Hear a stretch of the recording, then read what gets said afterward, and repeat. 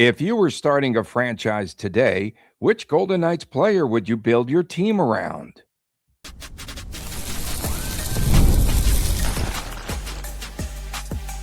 You're Locked On Golden Knights, your daily podcast on the Vegas Golden Knights, part of the Locked On Podcast Network, your team every day.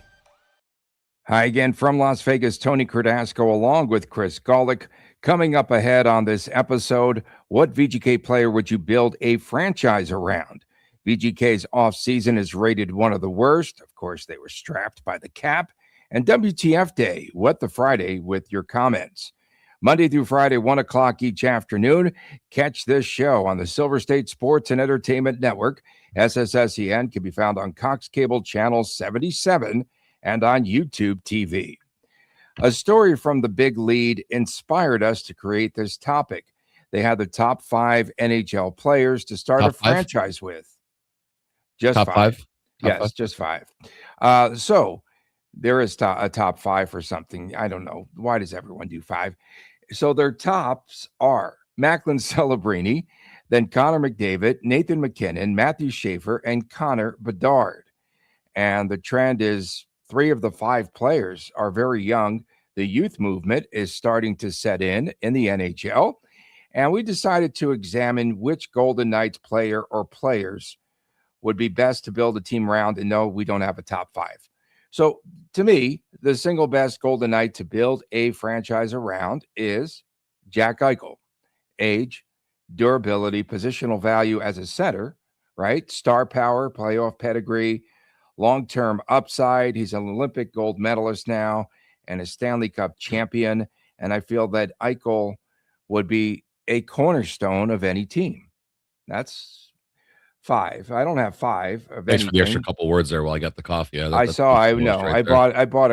a second or two. That's a good call. 5 seconds. I bought you 5.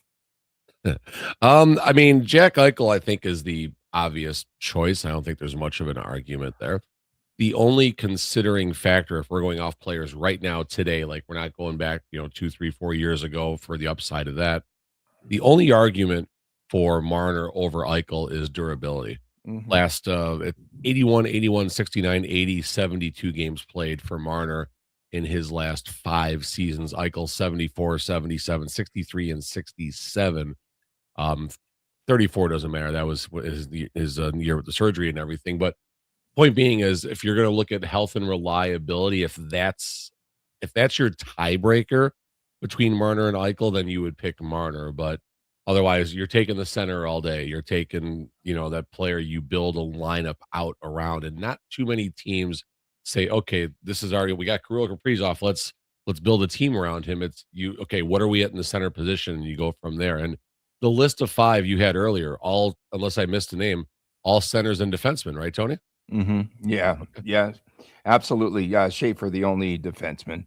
But yes, absolutely. And again, they're very young, and you want to look for the future outlook of a team. One of Eichel's main qualities is his leadership, and that's what you look for when you're starting a franchise as well. He has evolved into a terrific two-way player. Did he have 26? Was it 26 playoff points as well? So all of those qualities, I think you would build around, right? And a center, right? You would take a center perhaps over another position. You have to start with that strength up the middle that we've talked about so many times. Yeah, centers and blue liners always have a premium over wingers, over forwards. That's just always how it is. Eichel, 26 points in the Stanley Cup season, wow. 22 this past season as a runner-up. I guess the bigger question is, I'll give you a curveball here. Without using Jack Eichel or Mitch Marner, and I'll even take Shea Theodore out. Okay. Which player would you build around? Okay, so Eichel, Theodore, right, and Mitch Marner out of the equation. One player do you key in on and say, okay, this is the one? And I mean, that's tough. No, that's really tough. And you don't build around a goaltender. So, none of the goaltenders on this team. I would not the goaltenders they have, definitely. I would say, and I thought about this last night during garbage time at the Raiders game. Garbage Alex time? What you mean in the first quarter with 15 minutes left? Is that when garbage time started? 15 for 15 in the first half. I'm telling you, everyone is talking about all those great cornerbacks, and this guy's playing out of his mind and ball. Gardner Minshew goes 10 for 10. Jacoby Brissett 5 for 5, 15 for 15 in the first half. I was thinking about Alex Pietrangelo. He would have been a good choice maybe 4 to 5 years ago, former captain, good leadership. Great choice 4 or 5 years ago. Was it 3 or 4 years ago? In any event, Well, would you have gone with Pietrangelo? 5 years ago, but yeah. You would have gone with the Pietrangelo type? If we were recording this episode in 2021, sure. Do we have this in the time capsule? We do, maybe. We do. I mean, otherwise, I guess Barbashev. I mean, if you have to answer the question, Barbashev, I guess. No, it can't be Mark Stone. No, not a franchise starter at his age for Mark Stone. Otherwise, plus injuries. Yes, age plus injuries. But Barbashev, it has to be, as painful as it is, if you have to answer the question, Hannafin or Anderson. That's the thing. I mean, like, you're not. Braden McNabb wouldn't be the answer. Lazon Wallace wouldn't be the answer. None of the other. How crazy is that? Bowman, because he's young, but no, definitely not. Boulder Highway Holtz got his name in there again. Okay, so if you are looking for a quality winner and your franchise identity is built around creativity and offense, then Mitch Marner would have to be the choice. We're talking obviously about number 2, but yeah, that's a great question though. Who would be third? Yes, those are the 2 gimmies. And now Marner has proven, I think he's taken his game to another level to where now he goes to the dirty areas. He's not just a pretty boy who is all finesse.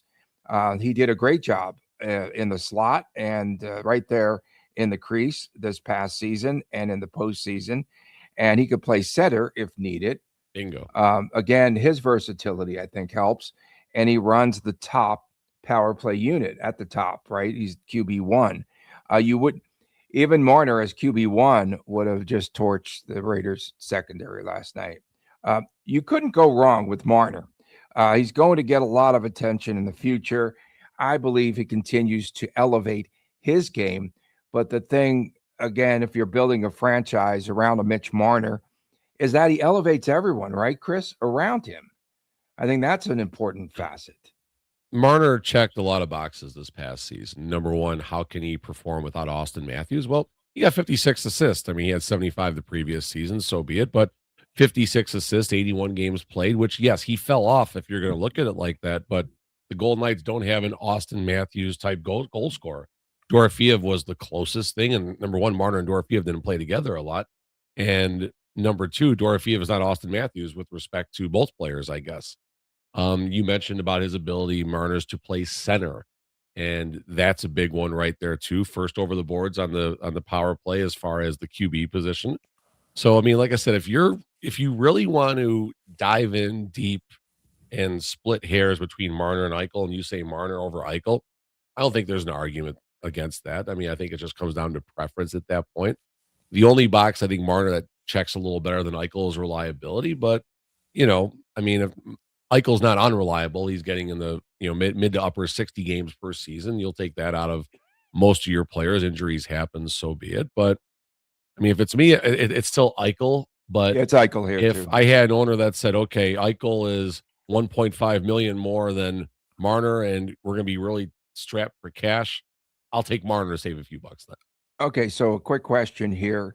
Pavel Dorofeyev, if he were still with the Golden Knights, would he be a good candidate? I think the Rangers are building their team around Doro right now. He would be that position behind Theodore. He'd be that number 4, basically. Number 4. Wait, who's number 3? Oh, I would go Shea Theodore, I think, over Dorofeyev, definitely. Okay, you would go Theodore over. Yeah, no, defensemen have a premium, Tony. That's why. Okay, defenders have a premium. That's the only reason. But okay, so you're tossing away all those goals that he could score, to build your franchise around. Yeah. I feel as though the Rangers are all in on Pavel Dorofeyev, though.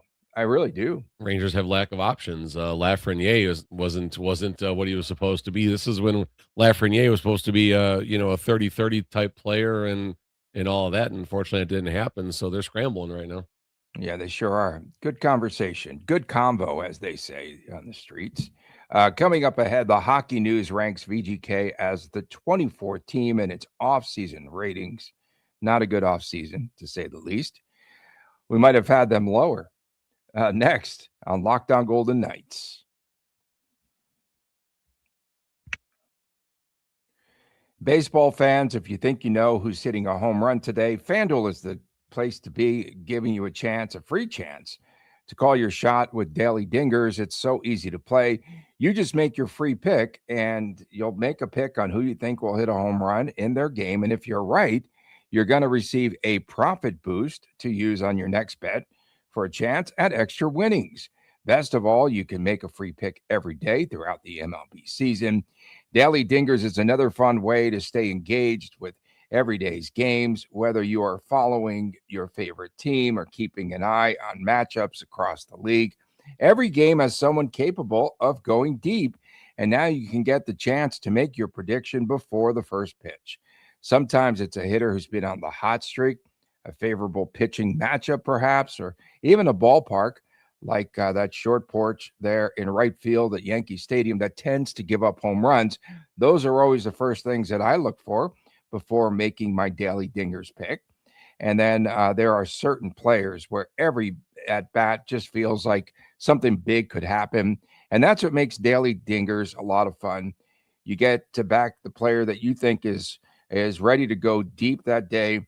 So you are ready to play your game. Are you ready to play your game today?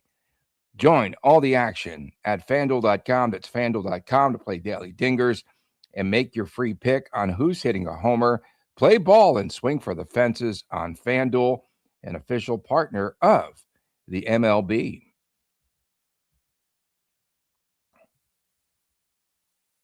Speaking of sports betting, a lot of sports fans do bet on preseason football. And last night, that aforementioned Raiders game against Arizona. So they're trending on going way over the total. The total comes in at 41 and a half. It lands on 41. The Tokyo Toe, the new kicker, I'm not going to try to pronounce his name, the guy from Hawaii for the Raiders, hits the upright on his field goal attempt. And then you have the kicker for Arizona on a very short field goal attempt. He boots it wide right.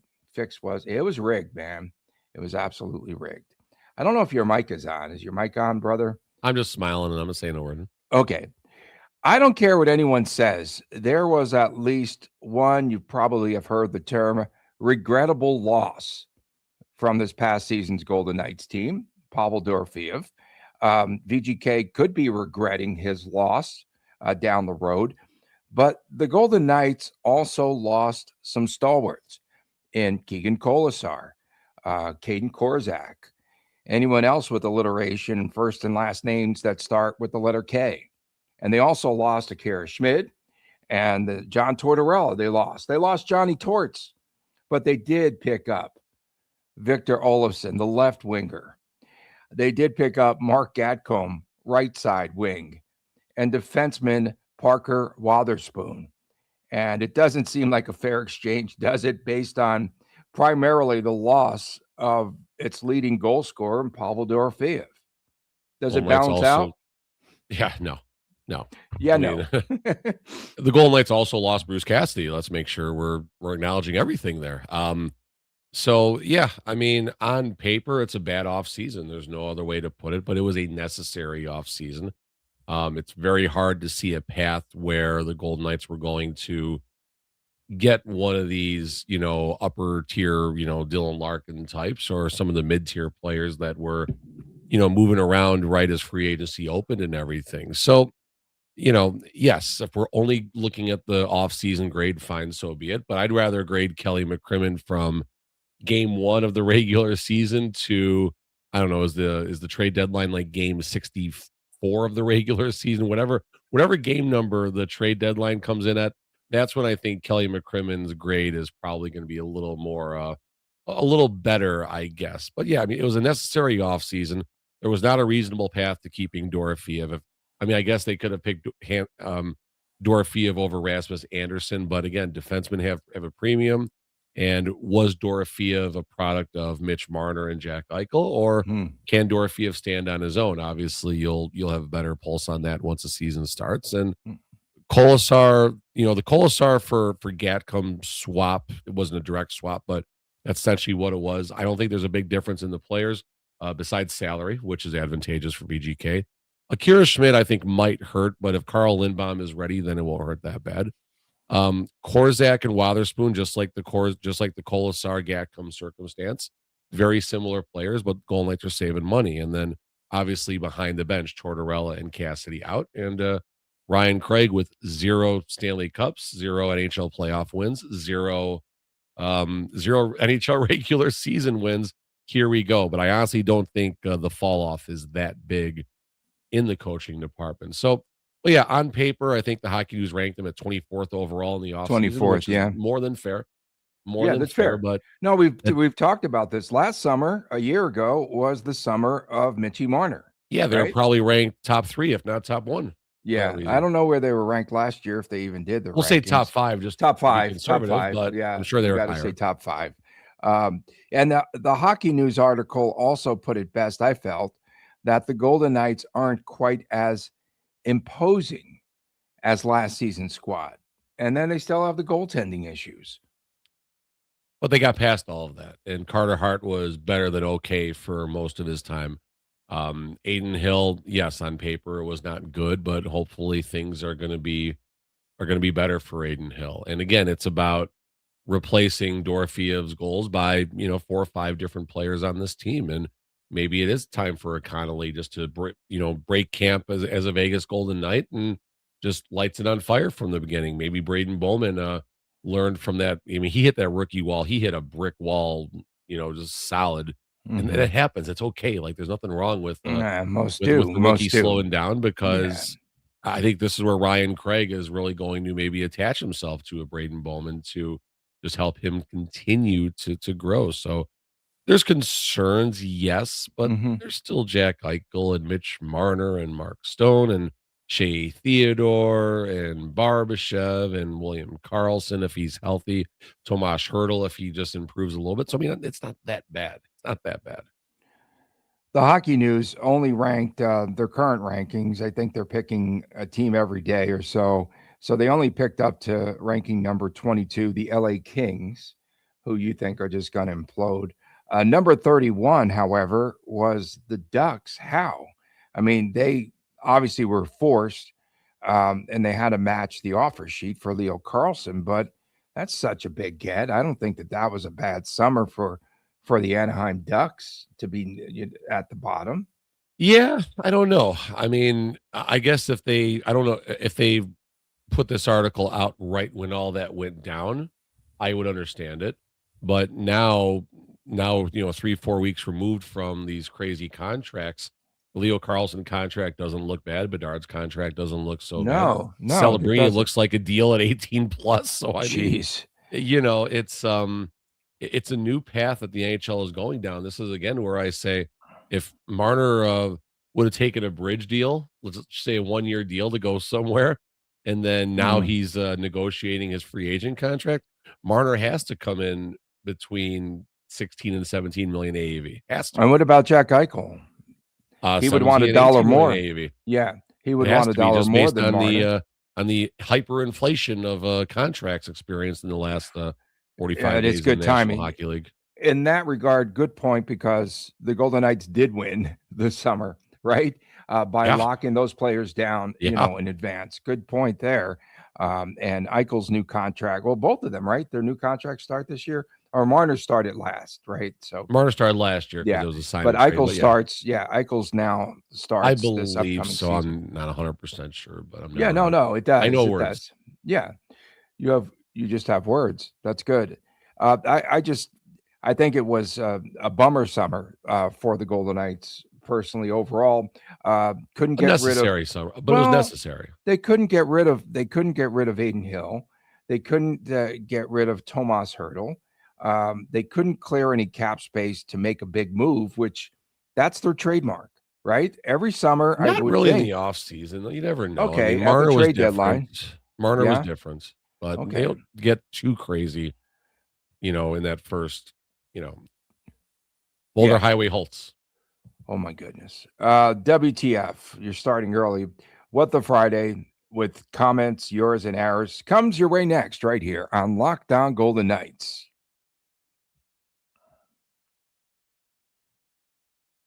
Welcome back on this edition of Lockdown Golden Knights. Please subscribe to our Lockdown Golden Knights YouTube channel and download our daily podcast wherever you get your podcast, and watch us on TV at SSSEN every day at 1 o'clock. So saw my good friend Mariah from SSSEN last night at the Raiders game, so that was good. Pleasant exchange for once. Dasco, I was kind of funny last night, more funnier than I am on this show. So I had a few good one-liners. In any event, where were we? Oh, WTF. That's why I'm just rambling. So we saw the Golden Knights. Well, first, the NHL yesterday posted the season 10 Golden Knights center ice logo, the X. And you know by now that I'm not a fan of the 10th anniversary logo at all, the X. Not the EX, but the X. Well, that's going to be on the ice now. The X is on the ice. And I finally figured out something last night. Again, garbage time at the Raiders game. So I thought all along 1727 was the year that Bill Foley was born, but that's not the case. But rather, the 17 is the year that they started, and the 27 is now going to be this season. Duh. That has to be it, right? I finally figured it out. Now they added a roulette wheel that lines the outside, which is very Vegas-y, to cover up that stinking X, that X that they're going to have in the middle. There's a lot of red. There's a lot of red in the scheme. So I think the red jersey could be next. Is that what you're thinking too? No, I definitely do see some hints for another jersey potentially. I think it's going to be red. I would love to see a blazing red, man. Let's do it. Yeah, no, bring back. I still have it hanging. No, I don't have it hanging up right now. But the retro 1.0 jersey from the Lake Tahoe game, that was a beautiful jersey. That was a great jersey. Red. No, that was a great jersey. Well, we were blinded a little bit because, again, like when the sun reflected off of it, we couldn't see. But one other thing about this center ice here. During period breaks, fans should win prizes by shooting pucks at the roulette wheel. And if it lands, they should put the numbers on there. And if it lands, this could be an NHL skills competition. No, chuck a puck, Tony. So big AHL thing I've seen. Go ahead. What's that? Where you go and buy WTF, pucks. By the way. Sorry. Yeah, WTF. No, you go and buy pucks. Each puck has a number, and all the money goes to charity. And whoever throws the puck closest to, like, usually in a helmet or some type of target, wins either, like if it goes in the helmet, like a jackpot, or some type of secondary prize for the closest one. You can mark the roulette wheel for that. That'd be pretty cool. But I like the center ice logo. I think it's fun. It looks better on the ice than it does just as a singular logo. So I'm excited to see where it goes. So I'm okay with that. All right, so I'm going to rapid fire a couple here. Just Steve M comedy. Good thing VGK doesn't let the fans dictate who they sign or trade for. We would still have the season one team and be below the Canucks. And then someone jumped in and said they'd be below the Chicago Wolves. So early WTF right there. I might have a landscaper after going through one that I fired, 3 that wanted to overcharge me, 5 that ghosted me. I might have someone coming tomorrow morning. So I'll keep everyone posted. I know you're dying to know how that plays off. WTF. Kelly McCrimmon, just a reminder in that last segment how far ahead of the game he is by getting Eichel locked up, getting Marner locked up before these new mega NHL contracts, which are still third string basketball contracts, but these new mega NHL contracts, Eichel and Marner are on an absolute dime. They're a steal right now. So WTF there, and it's a new youth hockey season. My son is playing in one team. Me and him are coaching together in another team, and it's pretty awesome. But rosters are a little bit bigger. There's a little less ice time to go around because we have one less sheet of ice, and there's, we'll see how things shake out, but there's a lot of concerns right now. So I'm looking forward to being a part of it. I love the kids. I love the sport. I'm concerned about the long-term growth, but for now, it's very exciting as the new season's upon us. We'll circle back in, let's say, a month and a half and see how things are going. WTF, I did tell the Raiders, Will Kiss, who heads their PR department, they have the best public relations staff in the city. So I gave you a that's credential. fair. Of course, you're kissing some butt there, Tony. It was not kissing butt. Come on now. You know that I wouldn't do that. A serious WTF. No, you do. And on this is not a Tony. This is me talking. Tony is extremely complimentary of the Raiders PR team. There's no doubt about and that. I tell them that all the time. I just think that their professionalism just stands out above all. And there is another PR staff that's kind of, well, let's say that they are micromanaged on a daily basis. WTF. I wanted to talk about something serious here. And wow, Nick Hague's wife, Allie Hague. Yeah. Oh, my goodness. And we just wanted to send out well wishes and just wish her luck in her battle. Didn't know she was going through this. And, we see players every night. They show up on the ice, right? And having for that couple to deal with this is something you don't wish upon anyone. Allie Hague, 15 months of this cancer battle, 5 procedures, 2 major surgeries, 6 rounds of chemo, 1 round of IVF, countless scans, 10 rounds of immunotherapy left. Unbelievable. August 11th, I finally get to say that I beat cancer. That is tremendous news. And colorectal cancer is what she had. And early detection obviously was it. But I just wanted to mention that because, again, we see players traded, to she's been going through it right around the time that he's traded away too. So probably has to find new doctors and everything else. And just well wishes, on that battle, because that's got to be difficult. Hockey's easy compared to that. So, great work by the family and nothing but the best there. I mean, it's we're all human. We all got things going on. Just because you're a hockey player or part of an NHL player's family doesn't necessarily make life any easier. So yeah, no, good on her, good on the family. Yeah. WTF cancer. That's good. Yeah, there you Is go. that right? There Okay. you go. Not sure where you're going there, but I'll co-sign. Okay, co-sign. But yes, again, we just don't want to be downers, but this is very positive, and the outlook looks really good. It's a great story now that she's really battled it. Yeah. And prayers goes out to that couple and their families and her. Thank you for making Locked On Golden Knights your first listen today. And for your second listen, please check out the Locked On NHL podcast. There is no offseason, bringing you the daily league-wide stories that matter most with the local coverage that you find from Locked On. Find Locked On NHL on YouTube or wherever you listen to your podcast. See you Monday right back here.